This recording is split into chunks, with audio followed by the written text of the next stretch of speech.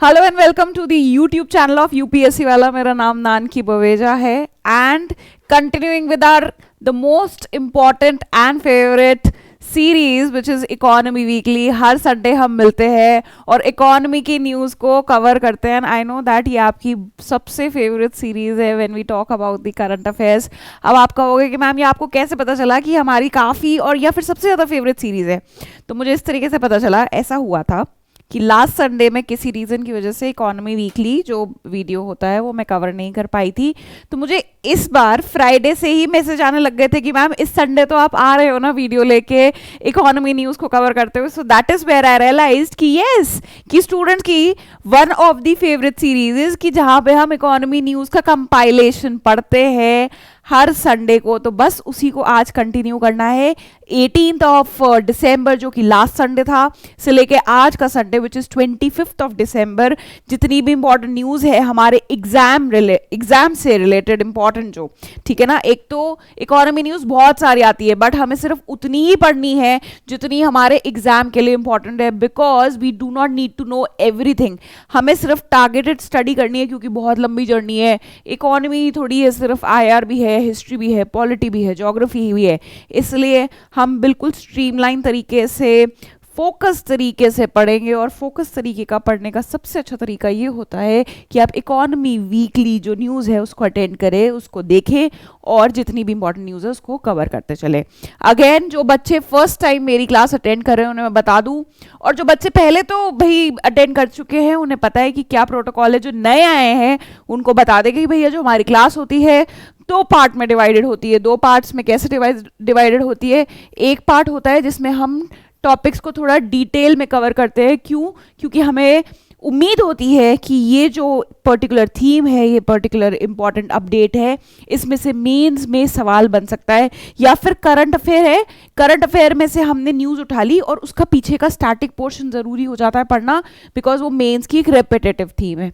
दूसरा जो हमारा पोर्शन होता है वो कौन सा होता है? जो मेरे एग्जिस्टिंग बच्चे उन्हें पता है कौन सा होता है। इट इज़ SBNB, सीधी बात, नो बकवास। ये होता है प्रीलिम्स रिलेटेड, जहाँ पे हमें उस इंफॉर्मेशन की डिटेल में नहीं जाना, डिग नहीं करना है भाई, ऑलरेडी इतना कुछ पढ़ने को है। इसमें हम सीधी बात करेंगे, सिर्फ टू दी पॉइंट जो हमें चीज़ें ज़रूरी है जानने के लिए, प्रीलिम्स को निकालने के लिए, क्योंकि इस पोर्शन में से मेन से रिलेटेड सवाल नहीं बनते हैं। तो बस उतना जानना है जिससे हमारी जो प्रीलिम की नैया है वो पार हो जाए। तो आज के अगर हम टॉपिक देखें तो 6 टॉपिक्स आज हम कवर करने वाले हैं। उसमें से ये जो स्टार्टिंग 2 के टॉपिक्स हैं ना, ये हैं हमारे मेंस वाले। और आज हमारा जो थोड़ा सा जो SBNB सेक्शन है वो थोड़ा सा लंबा है भाई, उसमें आज 4 न्यूज़ को हम कवर करने वाले हैं। तो स्टार्ट करते हैं अपनी पहले न्यूज़ आर्टिकल से, which is parliamentary panel on coal mining. तो एक स्टैंडिंग कमेटी बनाई गई थी पार्लियामेंट द्वारा। आपने ये पॉलिटी में पढ़ा ही होगा, जो बच्चे 2023 के लिए अटेम्प्ट दे रहे हैं। तो वो अभी तक I believe and I hope, और मेरे को लगता है मैं जो होप कर रही हूँ आपसे बिल्कुल सही है कि अभी तक आप 2 बार एटलीस्ट, एक बार नहीं 2 बार तो आप लक्ष्मीकांत का रिवीजन कर ही चुके होंगे, क्योंकि भाई अभी मेन आंसर राइटिंग करोगे। और जो 2024 या 25 वाले बच्चे वो अभी धीरे धीरे कुछ अपने नन्हे कदम आगे बढ़ा रहे हैं with respect to coverage of polity which is your Laxmikanth. तो जब हम पार्लियामेंट वाला चैप्टर पढ़ते हैं वहाँ पे हम देखते हैं कि भाई parliament in order to study various things, various events happening in the economy, standing committees बनाती हैं सो दैट वो डिटेल में जाके, भाई पार्लियामेंट में जो मिनिस्टर्स हैं उनके पास तो इतना टाइम होता नहीं है कि हर इशू को डीपली एग्जामिन करें। सो इसलिए वो क्या फॉर्म करती है? कमिटीज फॉर्म करती हैं सो दैट वो उसको डिटेल में पढ़ सके, उस एरिया में, चाहे वो किसी पर्टिकुलर इकोनॉमी का कोई सेक्टर हो या कोई और इशू हो इकोनॉमी में, उसको डिटेल में पढ़े और उसके ऊपर रिपोर्ट प्रेजेंट करे और देयर आफ्टर उसके अकॉर्डिंग जो हमारी जो पार्लियामेंट है उसके ऊपर डिसीजन ले सके। सिमिलरली यही क्या हुआ था, similarly this thing happened with the coal sector also. एक स्टैंडिंग कमेटी बनी थी फॉर कोल। अच्छा, आपको कोल के बारे में पता होना चाहिए कि इंडिया में कौन सा कोल, ये ज्योग्राफी का क्वेश्चन है जो मैं आपसे पूछ रही हूँ। इसका जवाब मैं नहीं दूंगी, आप दोगे मुझे कमेंट सेक्शन में, क्योंकि हमें लिंक करना आना चाहिए। जैसे ही मैं कोल की बात कर रही हूँ आपको फटाफट क्लिक हो जाना चाहिए कि भाई हमारे इंडिया में कितना % कोल इंपोर्ट होता है, कौन सा कोल इंडिया में पाया जाता है, कहाँ से पढ़ना है, ये ज्योग्राफी का पार्ट है, ठीक है ना। आइए अभी इकोनॉमी कवर करते हैं। तो भाई एक कमेटी बनाई गई थी जिसने हाल ही में रिपोर्ट सबमिट करी है, और रिपोर्ट में जो रिकमेंडेशंस हैं वो अभी हम कवर कर लेते हैं, आपको पता होने चाहिए। और साथ ही साथ हम कवर कर लेंगे अपना जो coal sector of India, because it is very important for mains 2023 also, ठीक है। तो न्यूज़ क्या है भाई, जो पार्लियामेंट्री स्टैंडिंग कमेटी थी उसने on coal mines and steel have recommended that coal India limited, जो कि एक गवर्नमेंट कंपनी है, भाई ये तो पता है ना कि गवर्नमेंट कंपनी है, एक जो गवर्नमेंट कंपनी है, should acquire coal blocks outside India also. Coal blocks क्या होते हैं, कोल की माइन होती है जहाँ से कोल सोर्स होता है।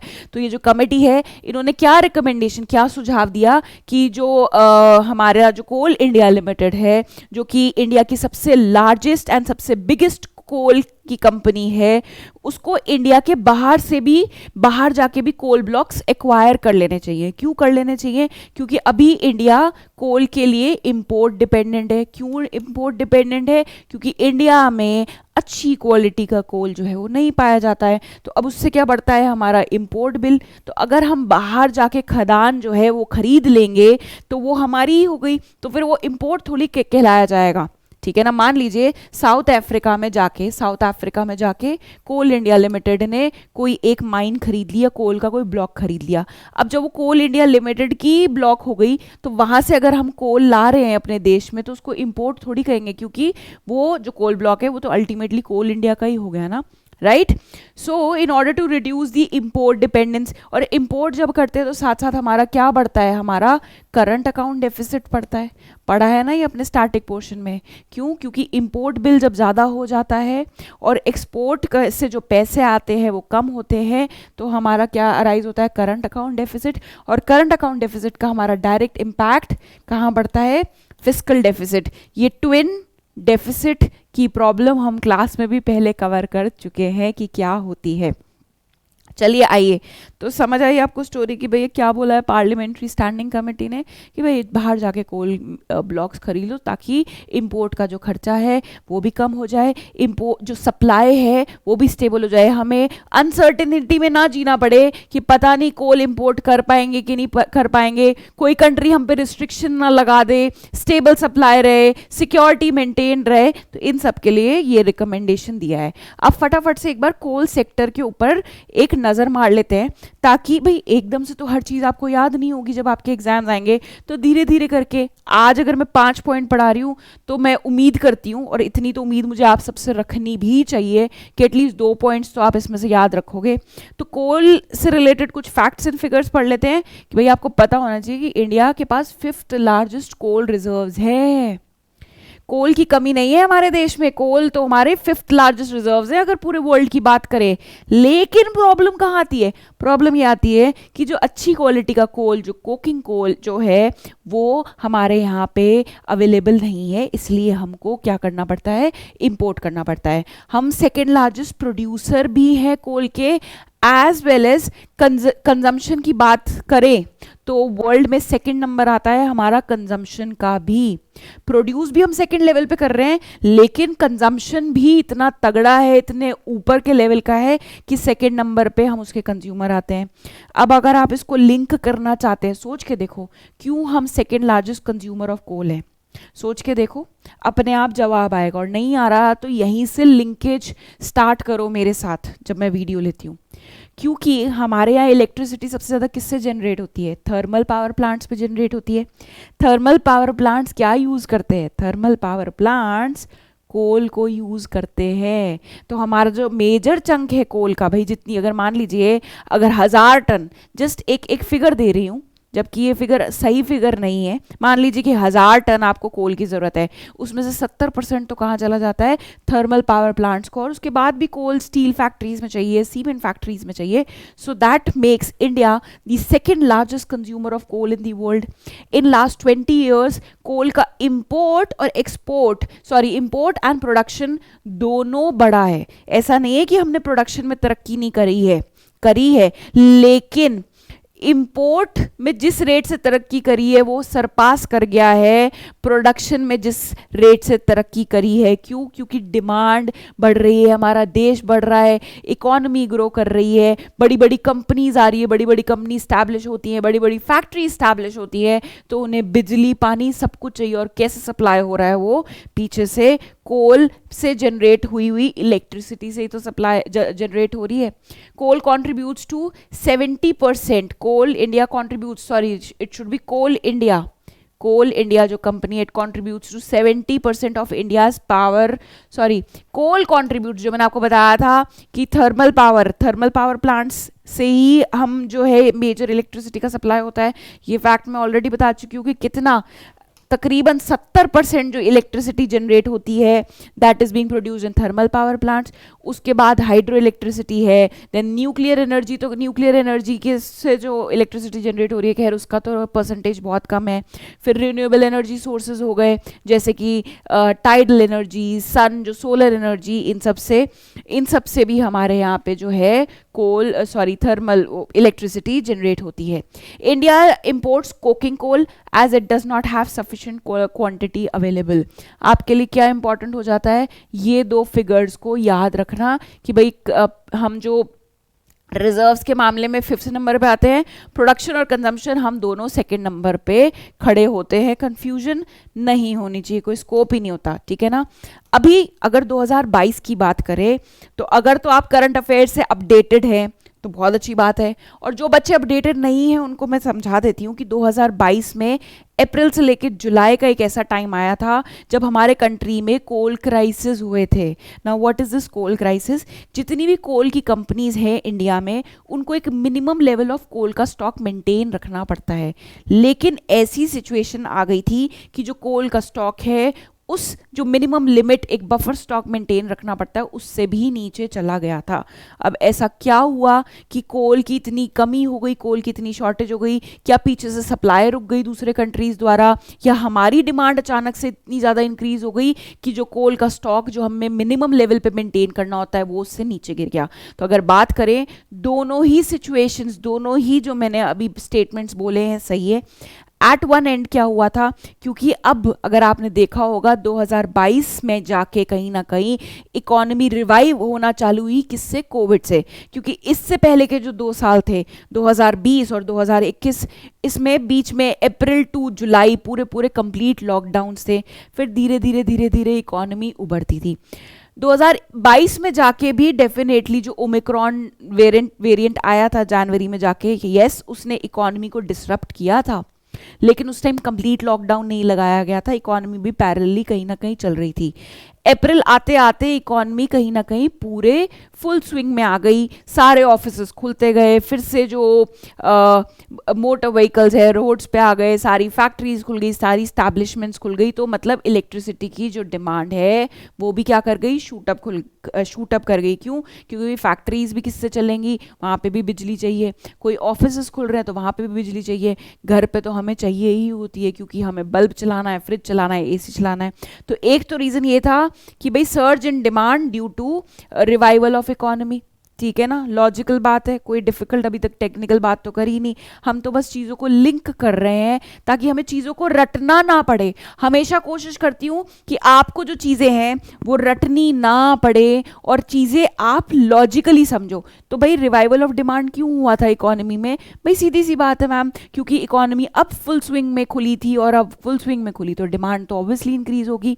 साथ ही साथ क्या हो गया था, time taken to transport is very high, क्योंकि इवन जो कोल फैक्ट्रीज हैं हमारे इंडिया में, जो रेलवे का सिस्टम है, जो रेलवे ट्रैक्स बिछे हुए हैं वो इतने एफिशिएंट नहीं है, वो हर nook and corner of the country को नहीं कनेक्ट करते। तो इवन हम प्रोड्यूस भी कर रहे हैं अगर अपनी फैक्ट्रीज में कोल माइंस में, तो वो एंड मार्केट तक पहुंचते पहुंचते बहुत टाइम लग जाता है। क्यों? Because of the inefficient transport system.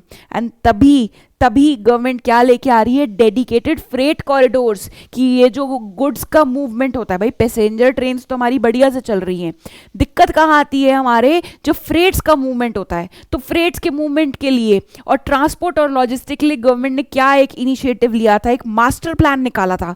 ये भी आपको मुझको गूगल करके कमेंट सेक्शन में बताना है कि भाई एक ट्रांसपोर्ट के लिए गवर्नमेंट मास्टर प्लान लाई थी। अब वो मास्टर प्लान के आगे के दो वर्ड्स क्या थे, डैश डैश मास्टर प्लान, ये आपको मुझे फिर से कमेंट सेक्शन में बताना होगा। मैं भी तो देखूं कि अगर मैं एफर्ट डाल रही हूं तो मेरे बच्चे कितना एफर्ट डाल रहे हैं, ठीक है। So time taken to transport बहुत ज़्यादा हाई है, प्लस कॉस्ट भी बहुत ज़्यादा है। बीच में और क्या हो गया, 2022 में सोचो और क्या दिक्कत आई थी।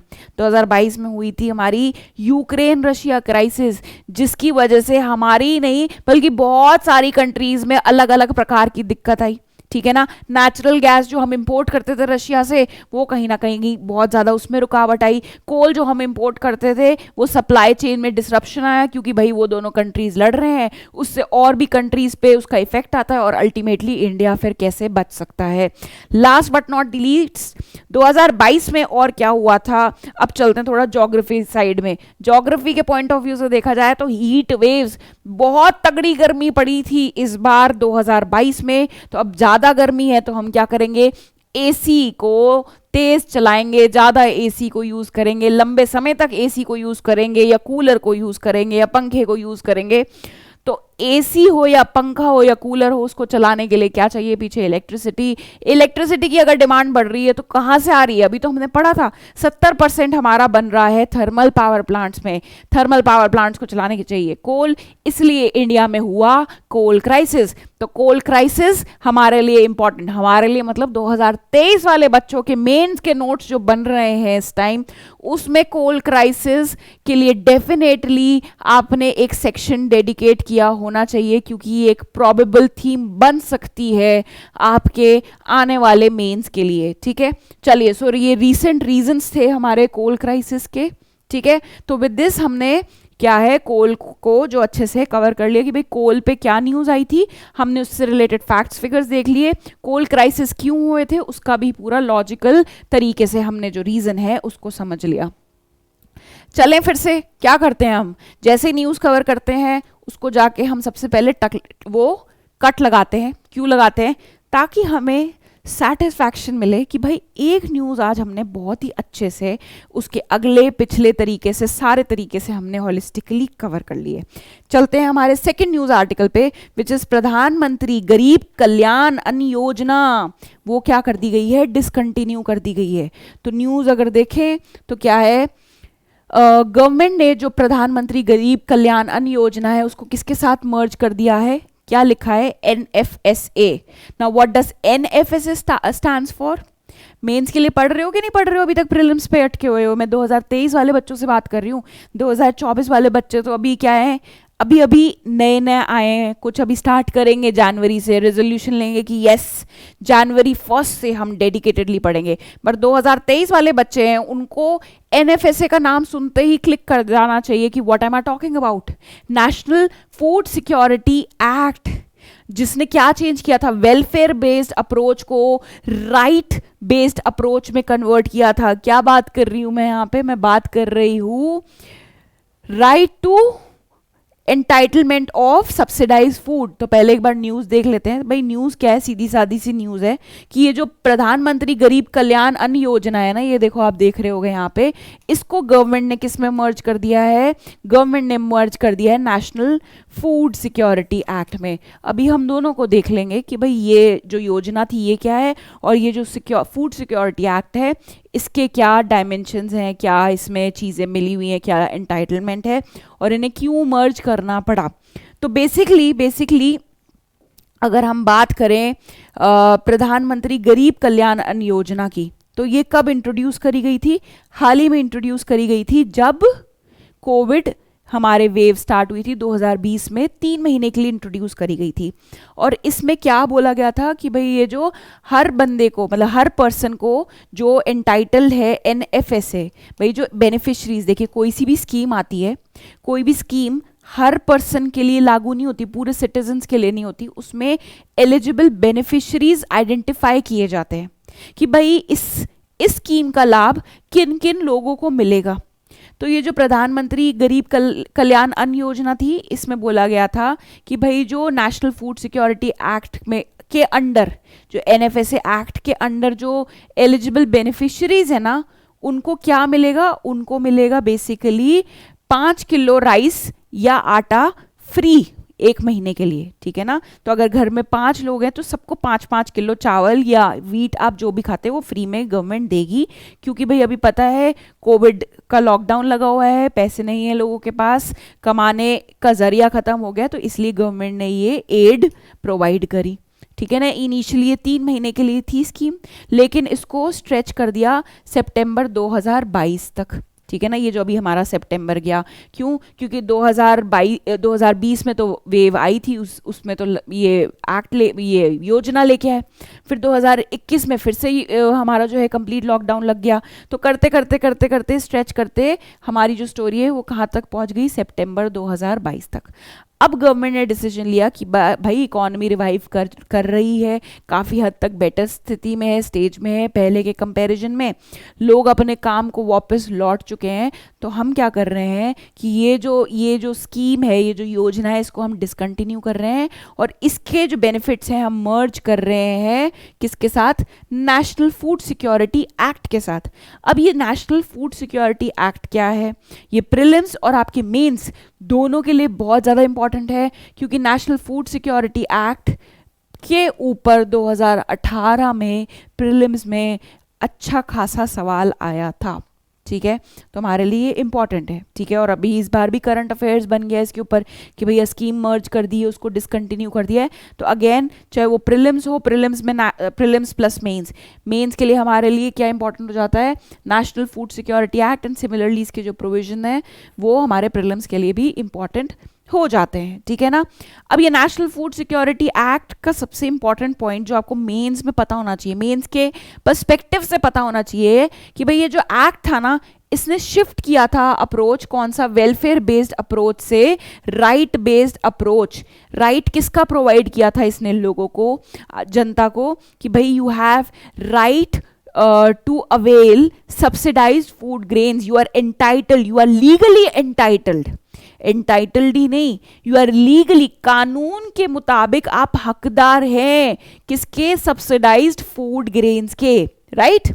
So it entities. अब इसकी कवरेज देख लेते हैं, तो कवरेज की बात करें तो 75% of the rural population and 50% of the urban population to get subsidised food grains. और इसमें क्या सब्सिडी प्रोवाइड करी जाती है, सब्सिडी की अगर बात करें इसमें 1, 2, 3 का फॉर्मूला है, ₹1, 2 एंड 3, ₹1 किलो में आप कोर्स ग्रेन ले सकते हैं, ठीक है ना। ₹2 पर प्रति केजी के हिसाब से आप वीट खरीद सकते हैं, और ₹3 प्रति केजी के हिसाब से आप राइस खरीद सकते हैं। कौन से, फेयर प्राइस शॉप पे जाके। जितने भी एलिजिबल बेनिफिशरीज हैं under food security act, they are entitle कि वो ₹1 में जाके कोर्स ग्रेन, ₹2 में जाके प्रति किलो के हिसाब से वीट, और ₹3 प्रति किलो के हिसाब से चावल खरीद सकते हैं। तो आपके दिमाग में क्वेश्चन आना चाहिए कि मैम अनलिमिटेड अमाउंट खरीद सकते हैं, नहीं। नेशनल फूड सिक्योरिटी एक्ट में एक अपर लिमिट भी दी गई है कि भैया इस पर्टिकुलर लिमिट से ऊपर आप इस रेट पे नहीं खरीद सकते। अगर आपको उस लिमिट के ऊपर जाके, विच इज 35 kgs, अगर इससे ऊपर जाके आपको राशन खरीदना है, 35 किलो से ज़्यादा भी अगर आपका कंजम्पशन है, तो आपको फुल प्राइस देना पड़ेगा। आपको सब्सिडाइज्ड रेट पे फूड ग्रेन्स 35 किलो तक ही मिलेंगे, ठीक है। चलिए, अब रिस्पॉन्सिबिलिटी टू एलोकेट, मतलब एक तो पहले फूड ग्रेन्स इकट्ठे करना, उसको एलोकेट करना, और स्टेट डिपोज तक, जहां पे स्टेट बांटेगी ना, जहां से जाके, तो स्टेट्स तक पहुंचाना किसका काम है, सेंट्रल गवर्नमेंट का काम है। उसके बाद रोल स्टार्ट होता है स्टेट गवर्नमेंट का। अब स्टेट गवर्नमेंट का इसमें क्या रोल है, सबसे पहले कि to identify the eligible beneficiaries, भाई कौन इस स्कीम का हकदार है, उसको आइडेंटिफाई करने की रिस्पॉन्सिबिलिटी सेंटर की है, स्टेट की है? स्टेट की है, क्योंकि स्टेट को पता है ना कि हमारे स्टेट में क्या चल रहा है, कौन गरीबी रेखा के नीचे है, कौन गरीबी रेखा के ऊपर है, कितने लोगों को सहायता की ज़रूरत है, कितने लोगों को सहायता की नहीं ज़रूरत है। भाई सेंटर तो बीच में, उनको कैसे पता चलेगा?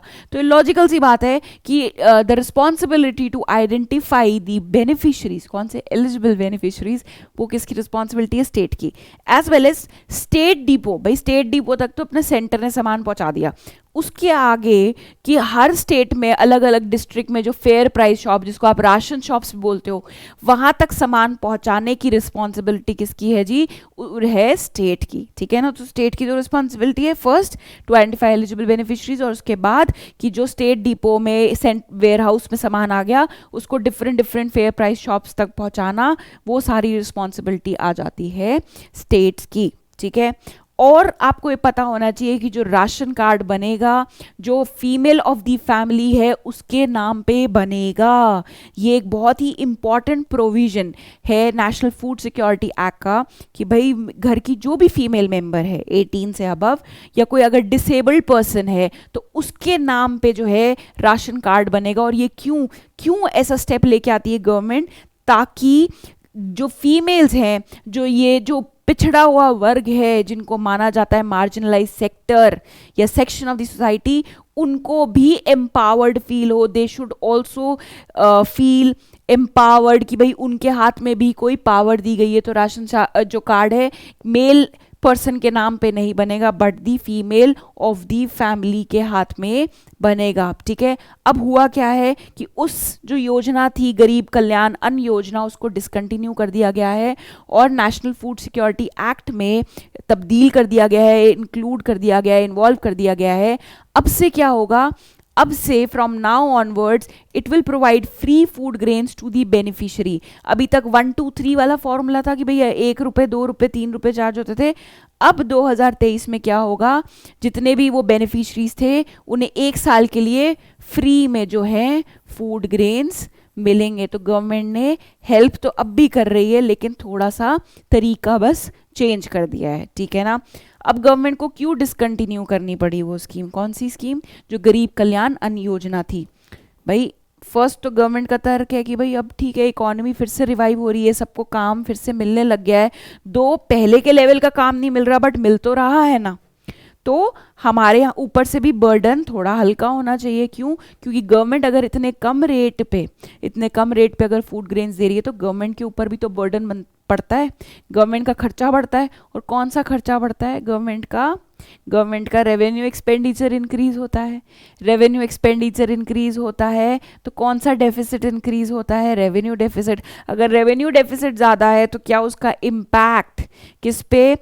फिस्कल डेफिसिट पे इंक्रीज नहीं होगा। राजकोषीय घाटा एंड राजस्व घाटा, क्या ये इंटर रिलेटेड नहीं है? अगर एक इंक्रीज होगा तो दूसरा इंक्रीज होना ऑब्वियसली बहुत ही लाजमी है। ठीक है ना? अब चैलेंजेस क्या आ रहे थे प्रधानमंत्री गरीब कल्याण योजना के साथ? भाई फर्स्ट तो challenge to the stock of food grain. हर कंट्री अपनी फूड सिक्योरिटी मेंटेन करने के लिए एक minimum level of food grains का स्टॉक वेयर हाउस में रखता है कि कल को कोई आपदा आ गई, कोई हो सकता है इस साल मॉनसून ठीक नहीं हुआ या कोई वॉर हो गई, तो वो अपने वेयर हाउसेज में एक एम्पल स्टॉक मेंटेन करता है फूड ग्रेन्स का। बट क्या हुआ था? बिकॉज ऑफ ये गरीब कल्याण योजना, इसमें फूड ग्रेन्स बांटे जा रहे थे हर महीने 5 किलो प्रति पर्सन के हिसाब से। ठीक है ना? तो बहुत ज़्यादा स्टॉक जो है वो इसमें यूज़ हो रहा था। तो जो गवर्नमेंट है वो अपना जो स्टॉक है एक फूड सिक्योरिटी को मेंटेन करने के लिए वो नहीं कर पा रही थी। The distribution becomes expensive in this shortage of supply. Shortage of supply हो गई थी। क्यों हो गई थी? आपको पता है कि which is the wheat basket, which country is called the wheat basket of the world? कहाँ पे लोकेटेड है? वही 2 कंट्रीज जहाँ पे अभी वॉर चल रही है, वहाँ का एक रीजन है which is known as wheat basket of the world. मुझे पता है, आपको नहीं पता और कुछ बच्चों को पता है, तो जिनको पता है बहुत अच्छी बात है, जिन्हें नहीं पता है उन्हें गूगल करना है और कहाँ लिख के बताना है। इससे एक्चुअली मुझे पता चल जाता है कि आप लोग सच में अटेंटिव हो क्लास में कि नहीं, आप एफर्ट डालने के लिए तैयार हो कि नहीं। क्योंकि मैंने हमेशा आप सबसे प्रॉमिस किया है, आप अगर 1x एफर्ट डालोगे, मैं आपके लिए 100x एफर्ट डालने के लिए तैयार हूँ। तो मैं भी तो देखूं कि आप लोग कितना एफर्ट डालते हैं, ठीक है। तो अब भाई वहाँ पे क्या, उन दो कंट्रीज़ में लड़ाई चल रही है, लड़ाई चल रही है, तो वीट का जो सप्लाई है वर्ल्ड में वो क्या हो गया, वो डिस्टर्ब हो गया, वो हैम्पर हो गया, वीट के प्राइजेस क्या हैं, इंक्रीज हो गए, and definitely it causes pressure on the fiscal deficit also. कैसे फिस्कल डेफिसिट पे प्रेशर, क्यों, क्योंकि सब्सिडाइज रेट पे प्रोवाइड कर रहे हो, तो basically subsidize rate is what, you are giving subsidy, subsidy दे रहे हो, तो आपके फिस्कल डेफिसिट पे तो इम्पैक्ट आएगा ही आएगा। फिस्कल डेफिसिट अगर एक्सीड, कौन से एक्ट के अंदर जरा बताना मेरे को मेंटेन करना पड़ता है, एक एक्ट है जो 2003 में पास हुआ था, उसमें लिमिट डिफाइन करी गई है कि भाई जो फिस्कल डेफिसिट है it should B X% of the GDP, right, that is FRBM act 2003, ठीक है ना। तो फिस्कल डेफिसिट का जो टारगेट है वो अचीव नहीं हो पाएगा, ठीक है। सो ये चैलेंजेस थे जिस वजह से इसको डिसकंटिन्यू कर दिया गया है, और उसके बेनिफिट्स कहाँ एक्सटेंड कर दिए गए हैं, नेशनल फूड सिक्योरिटी एक्ट के अंडर, ठीक है। चलिए अब हमारी टाइम आ गया है सेकेंड न्यूज़ को भी कट करने का, क्योंकि अब हमने we are satisfied, we are confident कि भाई 2 आज मेंस के टॉपिक पढ़ लिए हैं बहुत अच्छे से, कुछ हमें डिफिकल्ट नहीं लगा, क्योंकि हमने हर चीज़ लॉजिकल तरीके से पढ़ी है। लॉजिकल सी बात है कि भाई अगर वीट का सप्लाई इसी तरीके से बांटते रहेंगे तो गवर्नमेंट पैसा कहाँ से लाएगी, लॉकडाउन अगर जनता के लिए लगा है तो गवर्नमेंट के लिए भी तो लगा था, अगर आपके पास काम करने के लिए जगह नहीं थी तो गवर्नमेंट के पास भी तो कमाने के जरिए कम हो गए थे, ठीक है ना। तो क्या फिस्कल डेफिसिट तो इंक्रीज होगा, ये तो लॉजिकल सी बात है, ठीक है। चलो जी बढ़िया, अब हम बात करेंगे कौन से सेक्शन की, हमारे सबसे फेवरेट सेक्शन जहाँ पे हम बस थोड़ा थोड़ा टाइम स्पेंड करते हैं, और वो सेक्शन का नाम है SBNB, विच इज सीधी बात नो बकवास।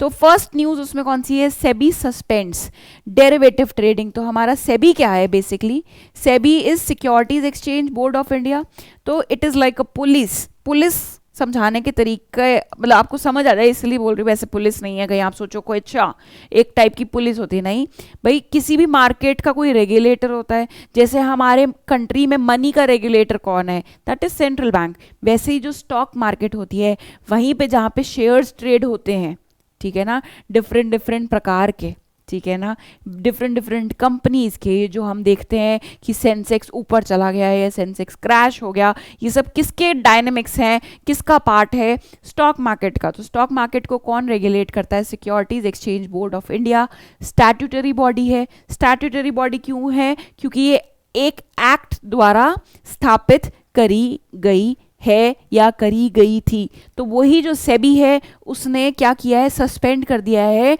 डेरिवेटिव्स के ट्रेड के ऊपर। अब कौन से 7 एग्री कमोडिटीज़ को इसमें इंक्लूड किया गया है ये हमारे लिए जानना ज़रूरी नहीं है, बट हमारे लिए क्या जानना ज़रूरी है, बिकॉज ये SBNB सेक्शन है।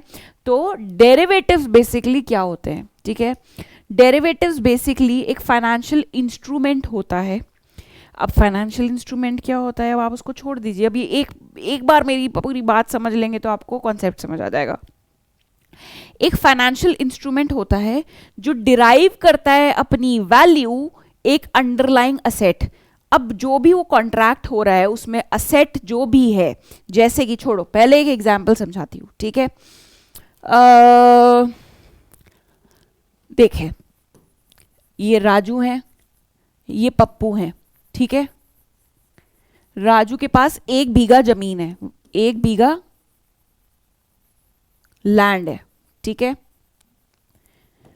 राजू को लैंड बेचना था और पप्पू को लैंड खरीदना था, ठीक है। तो राजू ने बोला अपन 1 जनवरी को मैं रेडी हूं, 1 जनवरी 2023 को ये मैं लैंड तुम्हें 2 लाख रुपए में बेचूंगा, 2 लाख रुपए में ये मैं तुम्हें लैंड 1 जनवरी 2023 को बेचूंगा। पप्पू ने बोला बहुत बढ़िया बात है, 1 जनवरी 2023 को मैं 2 लाख रुपए लेके आ जाऊंगा, तुम मुझे इस ज़मीन के जो कागजात हैं दे देना, और मैं तुम्हें रिटर्न में, मतलब ज़मीन हुई मेरी, राजू ज़मीन किसको देगा, पप्पू को, और पैसे हो जाएंगे राजू के, ठीक है ना। यहाँ अंडरलाइंग असेट क्या था, अंडरलाइंग असेट था ये 1 बीघा ज़मीन, ठीक है। तो ये जो कॉन्ट्रैक्ट हुआ है दोनों के बीच में कि हम 1 जनवरी 2023 को इस कॉन्ट्रैक्ट को एग्जीक्यूट करेंगे, कौन सा कॉन्ट्रैक्ट है ये? फाइनेंशियल कॉन्ट्रैक्ट है। क्यों? क्योंकि इसमें पैसों की लेन देन की बात हुई है। और ये जो कॉन्ट्रैक्ट अपनी वैल्यू कहाँ से डिराइव कर रहा था? जो उसका अंडरलाइंग असेट था। वो अंडरलाइंग असेट क्या था? वो अंडरलाइंग असेट था 1 बीघा जमीन, ठीक है। तो डेरिवेटिव्स क्या होते हैं? ऐसे फाइनेंशियल कॉन्ट्रैक्ट्स होते हैं जो अपनी वैल्यू एक अंडरलाइंग असेट से डिराइव करते हैं। अब आ गई 1 जनवरी 2023, ठीक है ना। और क्या बोला था राजू ने? प्रॉमिस किया था मैं 2 लाख रुपए में ये जमीन बेच दूंगा। तो अब सुबह हो गई, वो सुनहरी सुबह आ गई 1 जनवरी 2023। राजू को अचानक से पता चलता है कि अचानक से 1 जनवरी को जो मार्केट में लैंड का रेट है वो इंक्रीज हो गया है, ठीक है ना।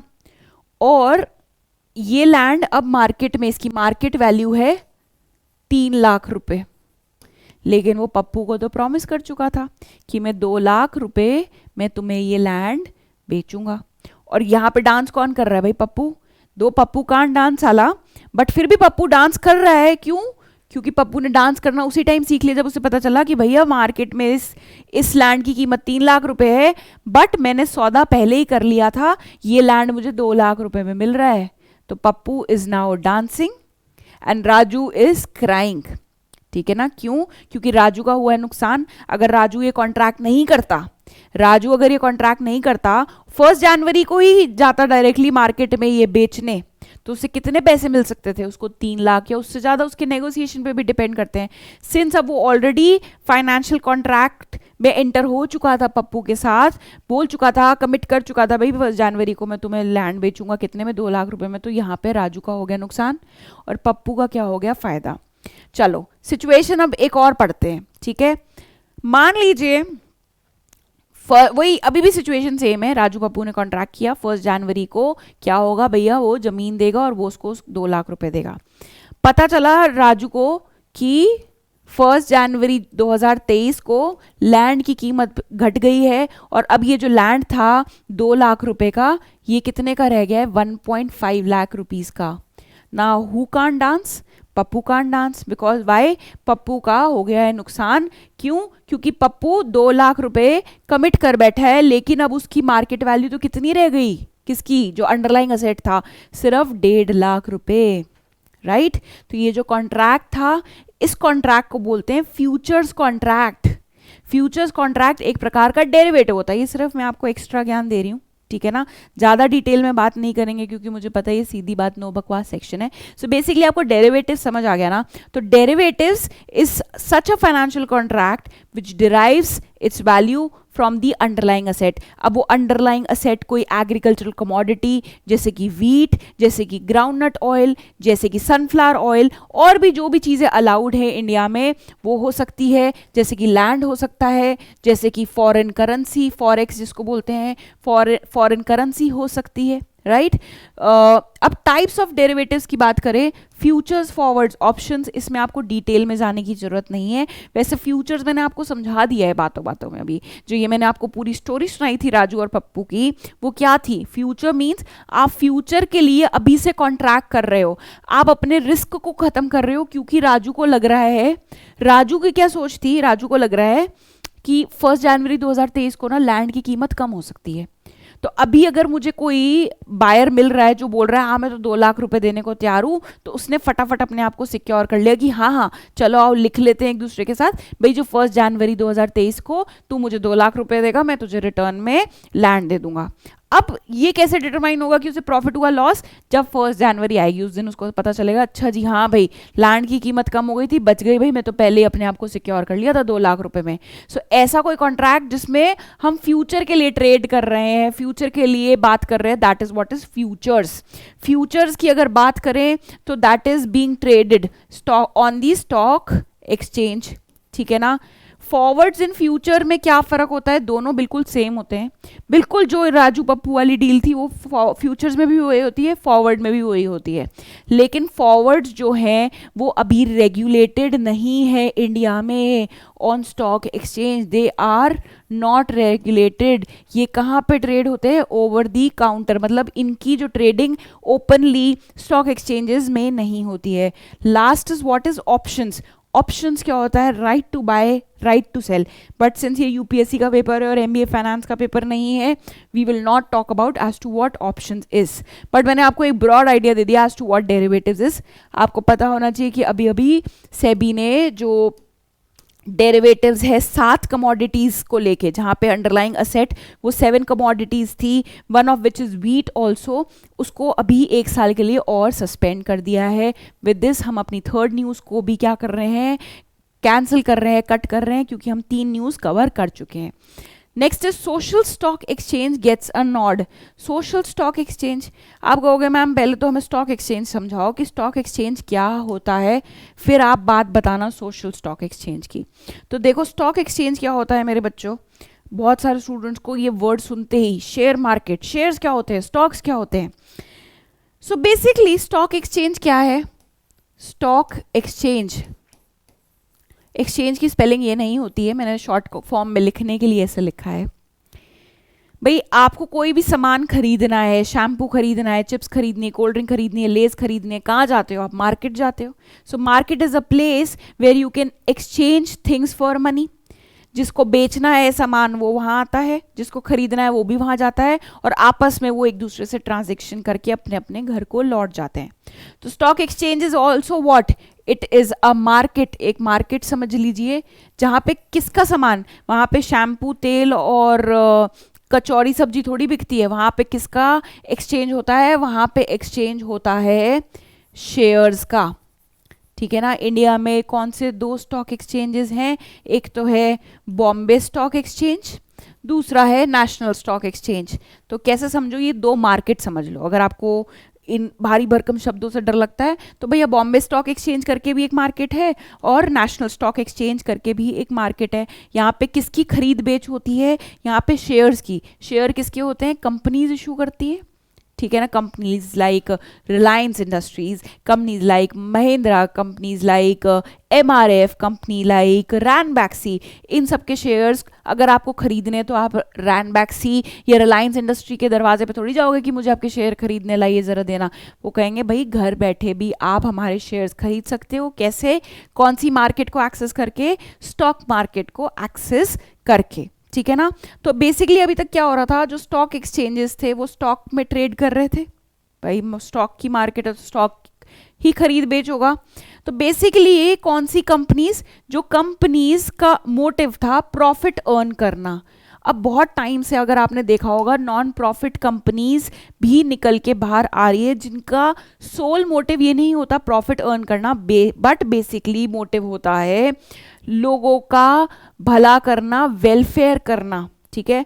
उनको भी पैसों की ज़रूरत है, तो वो कहाँ से जाएं, वो या तो गवर्नमेंट के एड, गवर्नमेंट के ऊपर डिपेंडेंट रहेगी, गवर्नमेंट कभी डोनेशन देगी, या कोई फॉरेन डोनेशन पे डिपेंडेंट रहे, या कंपनीज जो अपनी CSR activities, corporate social responsibility, एक एक क्लॉज होता है जो कंपनीज लिस्टेड, जो कंपनीज स्टॉक एक्सचेंज में जिनके शेयर्स ट्रेड हो रहे हैं, उनके ऊपर एक रेगुलेशन होती है, एक मैंडेटरी रेगुलेशन, कि जितनी भी कंपनीज हैं जिनके शेयर्स खरीदे बेचे जा रहे हैं स्टॉक एक्सचेंज पे, उनको कुछ पोर्शन ऑफ प्रॉफिट, वो जो कंपनीज प्रॉफिट कमा रही हैं उसका कुछ पोर्शन, कुछ प्रतिशत उनको जो वेलफेयर ऑफ सोसाइटी के लिए स्पेंड करना होता है। तो यूजुअली वो क्या करती है, इन NGOs को या ऐसी कंपनीज जो वेलफेयर जिनका मोटिव है उनको वो दे देती है कि भाई वो अपने हिसाब से मनी को यूज़ कर लेंगे, ठीक है।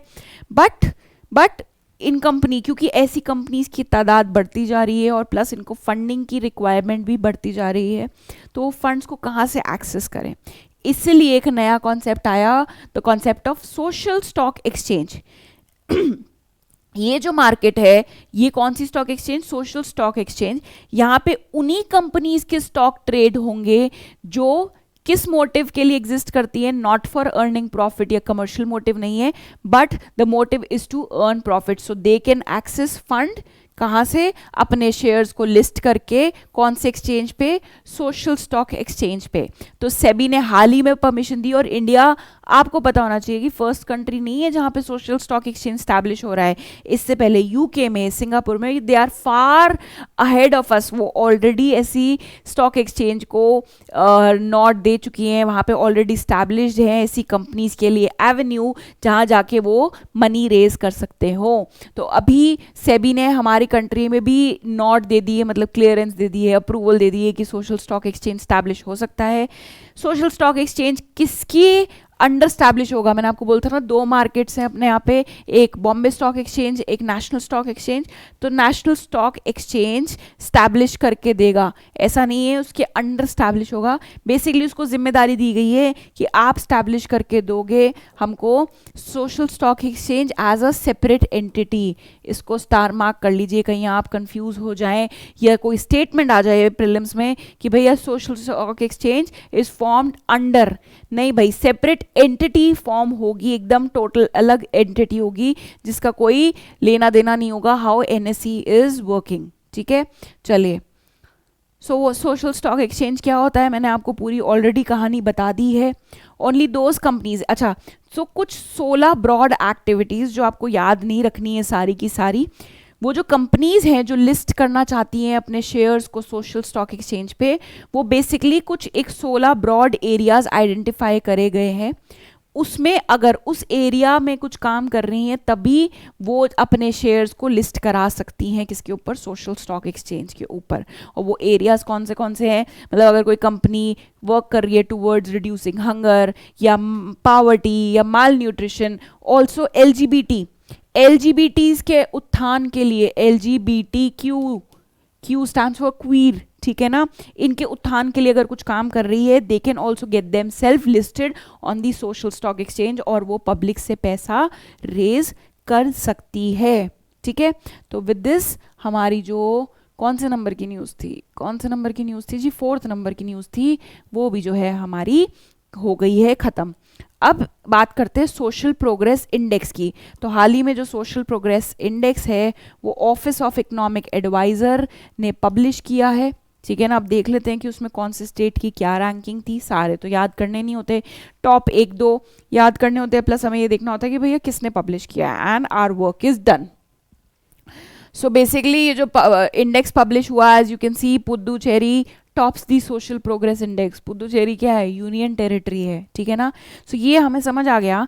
इससे क्या चीज़ें आप अपने आप इंटर रिलेट करने लग जाओ, आपको अलग से याद नहीं करना पड़ेगा कि ये जो सोशल प्रोग्रेस इंडेक्स है it covers states plus UT covered है, तभी तो पुडुचेरी टॉप पे आया है। तो अलग से आपको पॉइंट याद नहीं करना पड़ेगा। The moment you remember Puducherry as the first rank, that itself implies, अगर क्वेश्चन भी आ जाता है, इट जस्ट कवर्स, भाई social progress index just covers states of India, union territories को कंसिडर नहीं करता। तो आपको इसको क्या करना है? क्रॉस मारना है। क्यों? आप भाई पहला टॉप ही जो है, टॉप रैंक ही एक यूनियन टेरिटरी की आई है, तो हम कंफ्यूज नहीं होंगे क्योंकि हमने इन्फॉर्मेशन को हर तरफ से तोड़ के और मरोड़ के पढ़ लिया है हमारी इकोनॉमी न्यूज़ में। ठीक है, तो बात करते हैं जी हमारे सोशल प्रोग्रेस इंडेक्स की। तो इंडेक्स रिलीज किसने किया है? रिलीज, बात देखो, रिलीज वर्ड है, रिलीज। तो रिलीज किया है जी इकोनॉमिक एडवाइजरी काउंसिल। मैंने गलत बोल दिया था, ये मेरी गलती है। It is economy advisory council. और जैसे मेरे से गलती हुई है, ऐसी गलती आपसे भी हो सकती है, क्योंकि हमें इतने सारे इंडेक्सेस और रिपोर्ट्स याद रखने पड़ते हैं that we often end up getting confused. But अभी से रट्टे मत मारिएगा, इसको प्रीलिम्स के पास जाके ही रटना स्टार्ट करिएगा, क्योंकि अभी जितना भी याद कर लें, होता है कि एंड में जाके हमें फिर से याद करना पड़ता है। तो एक बार ही टाइम लगाइएगा, बार बार टाइम मत स्पेंड कीजिएगा, ठीक है ना। सो बेसिकली 12 कंपोनेंट्स हैं इनके, किसके? सोशल प्रोग्रेस इंडेक्स के। एंड उसमें से 3 ब्रॉड कैटेगरीज में, basic human needs, foundation of wellbeing and opportunity. क्या यहाँ पे जीडीपी है? क्या यहाँ पे मे बी मैन्युफैक्चरिंग सेक्टर है? या क्या यहाँ पे हमारा एक्सपोर्ट सेक्टर है? नहीं। क्यों ये इकोनॉमिक पैरामीटर्स की बात नहीं हो रही? क्योंकि यहाँ हम इकोनॉमी ग्रो कर रही है कि नहीं उससे रिलेटेड बात नहीं कर रहे हैं, यहाँ तो हम ह्यूमन के सोशल वेलबींग की बात कर रहे हैं, उसकी सोशल प्रोग्रेस की बात कर रहे हैं. सो that is what is the differentiating factor. तो इवन इफ आपको अगर ये 3 याद नहीं हो, और अगर वो जो 3-4 ऑप्शंस अगर आपको दिए होते हैं प्रीलिम्स में, उसमें से कोई इकोनॉमिक पैरामीटर आपको दिया है, तो आपको एलिमिनेट करना ईजी हो जाएगा. क्यों? क्योंकि सोशल प्रोग्रेस को अगर हम ट्रैक कर रहे हैं, we will not be considering any of the economic parameter. सही बात है ना? इकोनॉमी हमें हम इकोनॉमी के प्रोग्रेस की बात नहीं कर रहे हैं, हम सोशल या ह्यूमन प्रोग्रेस की बात कर रहे हैं. तो हम सारे सोशल पैरामीटर्स, हो सकता है हेल्थ, हो सकता है एजुकेशन, हो सकता है फूड अवेलेबिलिटी, ऐसे पैरामीटर्स को कंसिडर करेंगे. तो ऐसी चीज़ों को एलिमिनेट करना, ये छोटे छोटे ट्रिक्स होते हैं जो हमें यूज़ करने होते हैं. एक भी एलिमिनेट हो जाता है तो हम एटलीस्ट 50-50 तक तो पहुंच जाते हैं. ठीक है. So best performing states and UTs, Puducherry, Lakshadweep and Goa. देखिए क्या लक्षद्वीप भी क्या है, यूटी है. उसके बाद किसने टॉप किया है? गोवा ने टॉप किया है. बेसिकली क्या है स्टूडेंट्स, ये जो सोशल प्रोग्रेस इंडेक्स है, ऐसा नहीं है कि ये इंडिया ने बनाया है for the first time. It has been created by institute for competitiveness and social progress imperative, इन्होंने बनाया है. और अगर ग्लोबल लेवल पे बात करें तो इंडिया की रैंक है 110th. 169 कंट्रीज को की ये परफॉर्मेंस को मेजर करता है. सो आउट ऑफ 169 इंडिया कहाँ स्टैंड करता है? 110th पे. इंडिया ने अभी क्या प्रैक्टिस करी? क्योंकि इंडिया इतना वाइड है, इतना डाइवर्सिफाइड है, इतने भिन्न भिन्न प्रकार के लोग हैं, भिन्न भिन्न प्रकार की डेमोग्राफी है, तो इंडिया ने, बिकॉज इट्स सो ह्यूज, इतनी डाइवर्सिटी है, तो इंडिया ने खुद के लिए भी ये इंडेक्स कैलकुलेट किया था और उसको पब्लिश किया था, जहाँ पे ये रिपोर्ट, ये रैंक्स निकल के आई. बट अगर ग्लोबल लेवल पे बात करें तो कौन पब्लिश कर रहा है? Institute for competitiveness and social progress imperative. और इंडिया को क्या रैंक मिली है 2022 में? It is 110th out of 169. तो साथ साथ आपने देखा होगा जब मैं आपको पढ़ाती हूँ तो मैं आपको लूप होल्स, आपको गड्ढे भी बता देती हूँ, पिटफॉल्स, जहाँ प्रॉबेबल एक गुंजाइश होती है कि आप गिर सकते हैं.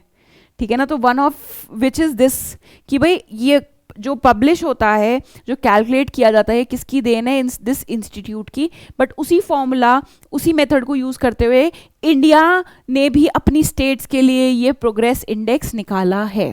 ठीक है. चलिए जी, विद दिस हम अपनी 5th न्यूज़ भी कवर कर बैठे हैं और चलते हैं लास्ट न्यूज़ पे, विच इज़ जन विश्वास बिल. तो अब आप ये देखो, जन विश्वास बिल अभी हम मेंस में क्यों नहीं कवर कर रहे हैं? आप कहोगे मैम बिल है, इंपॉर्टेंट होगा, रिसेंटली पार्लियामेंट में इंट्रोड्यूस हुआ है, लोकसभा में, बेसिकली लोअर हाउस में, हाउस ऑफ कॉमन्स जिसको बोला जाता है, तो इसको हम क्यों डिटेल में नहीं पढ़ रहे हैं? तो बेटा जी ऐसा है कि अभी बिल जस्ट इंट्रोड्यूस हुआ है, पास नहीं हो गया है, इंट्रोड्यूस हुआ है. अभी तो इसके ऊपर चर्चा होगी, डिबेट होगी, इसमें इम्प्रूवमेंट्स होंगे, फिर राज्यसभा जाएगा, फिर प्रेसिडेंट के पास जाएगा, और अगर असेंट देते हैं प्रेसिडेंट तो ये एक्ट बनेगा. तो बेसिकली अभी बहुत टाइम लगने वाला है. Why I am taking this topic in prelims section, which is सीधी बात नो बकवास, बिकॉज आपको ये पता होना चाहिए कि भाई ये बिल रिलेटेड किससे है? जन विश्वास बिल. तो हो सकता है आपको जो यूपीएससी एग्जामिनर है, जो पेपर सेटर है, वो आपको थोड़ा सा कंफ्यूज करें इस चीज़ में कि ये may be it is related to some social practice, या मे बी कुछ ह्यूमन वेलफेयर से रिलेटेड, या कोर्ट में स्पीडी रिड्रेसल की लोगों का विश्वास बने. ऐसा कुछ भी नहीं है. Jan Vishwas bill is related to ease of doing business. Ease of doing business क्या होता है कि भाई हर कंट्री जब कोशिश करती है कि मैक्सिमम जो फॉरेन कंपनीज हैं, बड़ी बड़ी, लाइक गूगल, लाइक फेसबुक, ये हमारे देश में आके कंपनीज अपनी स्टैब्लिश करें. Now, in order to attract them, what the countries offer is an environment which is conducive for the growth of the companies. ऐसा ना हो कि कंपनीज आएँ और उनको हर स्टेप पे बहुत ही डिफ़िकल्टीज, बहुत ही रिस्ट्रिक्शंस, बहुत ही रेगुलेशंस का सामना करना पड़े. तो बेसिकली ऐसा एनवायरनमेंट जिसमें कंपनीज आके बहुत खुश रहें, उनको ईजिली अप्रूवल्स मिल जाएं, ईजिली जो उनके जो भी क्लियरेंसेज हैं वो मिल जाए. So basically ease of doing business environment जो प्रोवाइड करे. अच्छा, ईओडीबी कौन पब्लिश करता है ज़रा बताना. Ease of doing business index जो आता है, जो रिपोर्ट आती है सॉरी, वो कौन पब्लिश करता है ज़रा बताना मुझे कमेंट सेक्शन में. मैं भी तो देखूँ तुम लोग कितने अपडेटेड हो. सो बेसिकली जो ये जन विश्वास बिल है, इसका होल एंड सोल एजेंडा क्या है? ईज ऑफ डूइंग बिजनेस को बढ़ाना. क्यों? क्योंकि इंडिया भी गोइंग फॉरवर्ड क्या बनना चाहता है. आप देखो कैसे चीज़ें एक दूसरे से लिंक्ड है, किस तरीके से लिंक्ड है. इंडिया क्या बनना चाहता है? ग्लोबल पावर बनना चाहता है. ग्लोबल पावर बनने के लिए उसको क्या बढ़ाना पड़ेगा? अपना जीडीपी बढ़ाना पड़ेगा, पर कैपिटा इनकम बढ़ानी पड़ेगी. वो कैसे बढ़ेगी? जब हमारा मैन्युफैक्चरिंग सेक्टर स्ट्रांग होगा. मैन्युफैक्चरिंग सेक्टर कैसे स्ट्रांग होगा? क्या सिर्फ डोमेस्टिक कंपनीज जो देश की खुद की कंपनीज है उसी के भरोसे, या जब बाहर की बड़ी बड़ी कंपनीज आके अपनी मैन्युफैक्चरिंग फैसिलिटीज़ यहाँ स्टैब्लिश करेंगी, ज़्यादा एम्प्लॉयमेंट जनरेट होगा, घर में लोगों के पास पैसे आएंगे क्योंकि उनके पास जॉब अपॉर्चुनिटीज़ बढ़ गई हैं, फिर वो पैसा बाहर जाके खर्च करेंगी, कंजम्पशन बढ़ेगा गुड्स एंड सर्विसेज का, तभी तो जीडीपी इंक्रीज होगा, तभी तो हमारी मैन्युफैक्चरिंग फैसिलिटीज़ और प्राउस इंक्रीज होगा, और तभी हम क्या बनेंगे? डेवलपिंग से डेवलप्ड नेशन. हम ग्लोबल पावर की तरफ कब बढ़ेंगे? जब हम डेवलप्ड नेशन बन जाएंगे. देख रहे हो कैसे? और ये सब कैसे होगा? जब हम ऐसा एनवायरनमेंट प्रोवाइड करेंगे कि भाई कंपनीज शुड फील गुड कि हाँ भाई हम बिजनेस कहाँ जाके करेंगे? इंडिया. क्योंकि वहाँ की जो पॉलिसीज़ हैं वो बहुत ही फायदेमंद है. ऐसा नहीं है कि वो वहाँ की जनता के लिए नुकसान कर रही हैं. ऐसी policies which is a win win situation, भाई दोनों को फ़ायदा करे. कंपनीज जो आ रही हैं उनको भी, और जो वहाँ पे लोग हैं वहाँ उनके लिए भी, और इकोनॉमी के लिए भी फ़ायदा हो. So what you need to remember, long story short is, Jan Vishwas bill आपको पता होना चाहिए is related to ease of doing business. बिल्कुल भी गड्ढे में नहीं गिरना है वहाँ पे जो पिटफॉल है कि भाई ये किसी ह्यूमन वेलफेयर से रिलेटेड है. नहीं, हमें पता है क्योंकि हमने इकोनॉमी वीकली में कवर कर लिया था that it is related to ease of doing business. इसके ऊपर जैसे जैसे डेवलपमेंट्स आएंगे डेफिनेटली हम उसको अपने आगे के जो हमारे इकोनॉमी वीकली हैं उसमें कवर करते जाएंगे. बट अभी तक कोई ज़्यादा डेवलपमेंट नहीं है, जस्ट इंट्रोड्यूस हुआ है. मुझे लगा ये नाम थोड़ा ट्रिकी है, मेरे बच्चे कंफ्यूज हो सकते हैं, इसलिए मैंने उसको आज के हमारे वीडियो में कवर कर लिया. तो हमारी 6 न्यूज़ कवर हो गई हैं. इस हफ्ते की हमारी इकोनॉमी सॉर्टेड है. You should feel confident and I hope you must be feeling confident. And homework करना मत भूलिएगा. मिलेंगे हम अगले संडे इसी एनर्जी के साथ और इसी कॉन्फिडेंस के साथ कि भाई हमने इतना पढ़ लिया है, धीरे धीरे करके स्टेप्स लेके हमें बाकी की इकोनॉमी भी समझ आ जाएगी. क्योंकि अल्टीमेटली इकोनॉमी का डर हमें निकालना है. भाई टेक्निकल है और बट डिफिकल्ट नहीं है. Stay blessed and bye bye to all of you.